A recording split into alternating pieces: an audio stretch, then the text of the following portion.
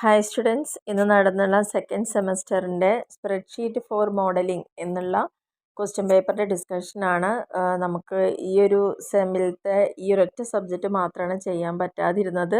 കാരണം text book എക്സാമിൻ്റെ ഏകദേശം ക്ലോസ് ചെയ്യണതിൻ്റെ കുറച്ച് മുന്നെയാണ് കിട്ടിയിട്ടുണ്ടായിരുന്നുള്ളൂ. അപ്പോൾ നമുക്ക് ഒരു ഐഡിയ ഇല്ലാതെ എങ്ങനെയാണ് ക്ലാസ് എടുക്കുക. ഒരുപാട് പേര് മെസ്സേജ് ചെയ്തിരുന്നു, സ്പ്രെഡ്ഷീറ്റിൻ്റെ ക്ലാസ് എടുക്കുമോ, അതേപോലെ തന്നെ ഇമ്പോർട്ടൻറ്റ് ക്വസ്റ്റ്യൻ പറഞ്ഞു. പക്ഷെ നമുക്കൊട്ടും അറിവില്ലാത്തൊരു മേഖലയെക്കുറിച്ച് പറയാന്ന് പറയുമ്പോൾ ബുദ്ധിമുട്ടുള്ളൊരു കാര്യമാണ്.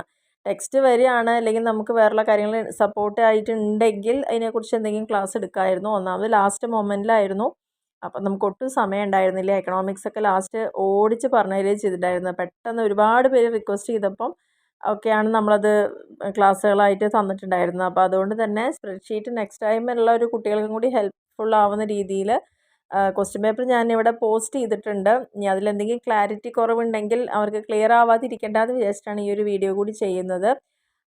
എഴുതി കഴിഞ്ഞ കുറേ പേര്, എനിക്ക് തോന്നുന്നു എല്ലാ കോളേജുകളിലും സിലബസ് കിട്ടിയതിന് അനുസൃതമായിട്ട് അധ്യാപകർ പല സോഴ്സുകൾ യൂസ് ചെയ്തുകൊണ്ടായിരിക്കാം അവിടെ ക്ലാസ്സുകൾ കൊടുത്തിട്ടുണ്ടായിരിക്കുക.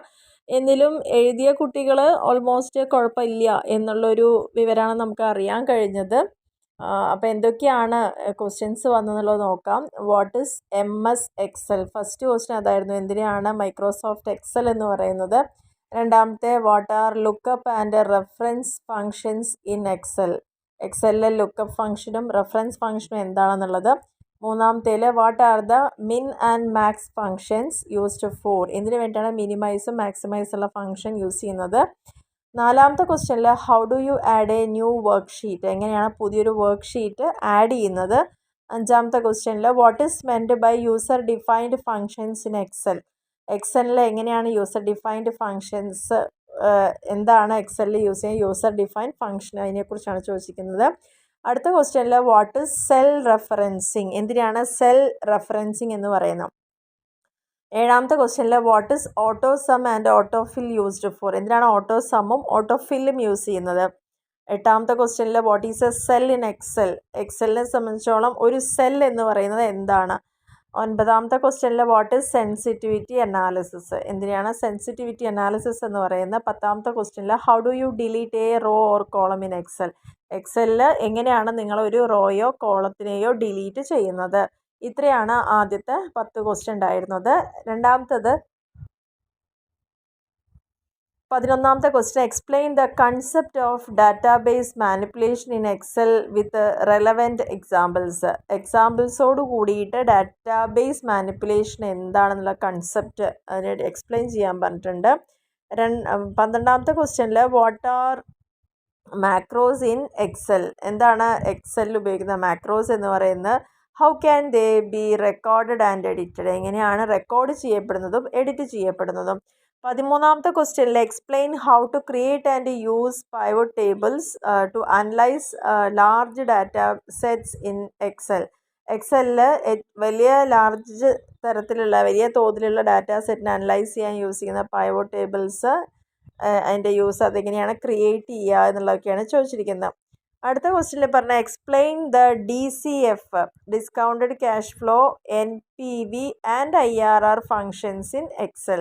ഇൻറ്റേർണൽ റേറ്റ് ഓഫ് റിട്ടേണും അതേപോലെ തന്നെ നെറ്റ് പ്രസൻറ്റ് വാല്യൂ മെത്തേഡുകളൊക്കെയാണ് എങ്ങനെയാണ് എക്സലിൽ ഫങ്ഷൻസ് വരുന്നത് എന്നുള്ളതാണ് ചോദിച്ചിരിക്കുന്നത്. 15ാമത്തെ ക്വസ്റ്റ്യനിൽ, outline the basic steps for entering formulas in Excel and discuss the importance of formula accuracy.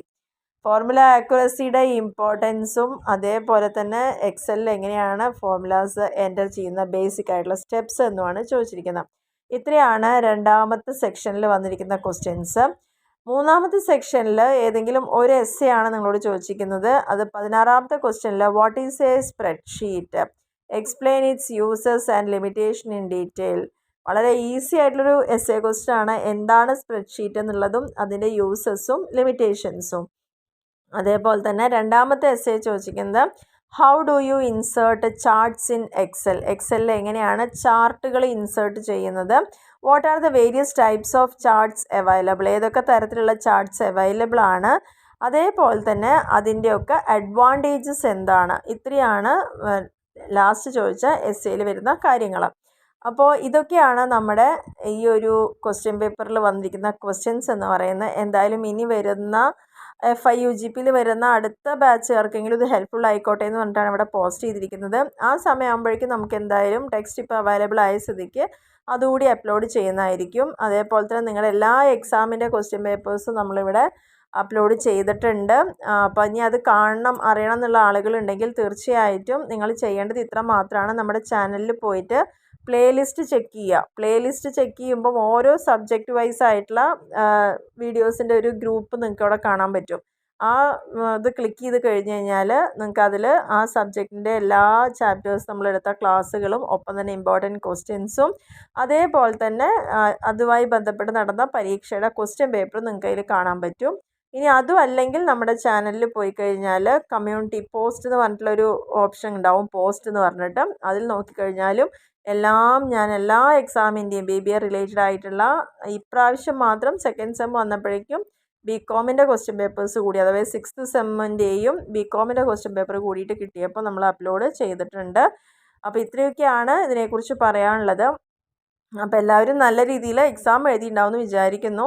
അപ്പോൾ നിങ്ങൾക്ക് ഇതിൽ ബാക്കിയുള്ള സബ്ജക്റ്റിൻ്റെ ക്ലാസ്സസൊക്കെ ഹെൽപ്ഫുൾ ആണെങ്കിൽ തീർച്ചയായിട്ടും ഒന്നും മറക്കാതെ കമൻറ്റ് ചെയ്യുക. അതേപോലെ തന്നെ ബാക്കിയുള്ള നിങ്ങളുടെ ഫ്രണ്ട്സിലേക്കൊക്കെ ഒന്ന് ഷെയർ ചെയ്തുകൊണ്ട് സപ്പോർട്ട് ചെയ്യുക. Okay, thank